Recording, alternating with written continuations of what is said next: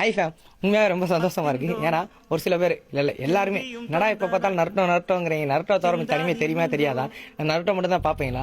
ஒரு சில எடிட்டர் கமாண்ட்லாம் என்னடா நருட்டோ தவிர மித்ததெல்லாம் நீ எடிட் பண்ணி போடுவியா மாட்டே அப்படின்லாம் கமெண்ட் பண்ணுறானுங்க. ஸோ அந்த கமெண்ட்லாம் பார்த்தா ஒரு சில பசங்க போய் ஃபைட் பண்ணுறானுங்க.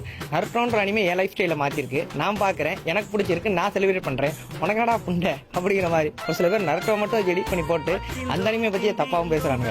அப்படிலாம் இருக்கும்போது ஒரு சில பசங்க ட்ரூவாக போய் ஃபைட் பண்ணுறானுங்க அந்த அனிமேக்காக. சொல்லே பசங்களா, நீங்க வேற மாதிரிடா.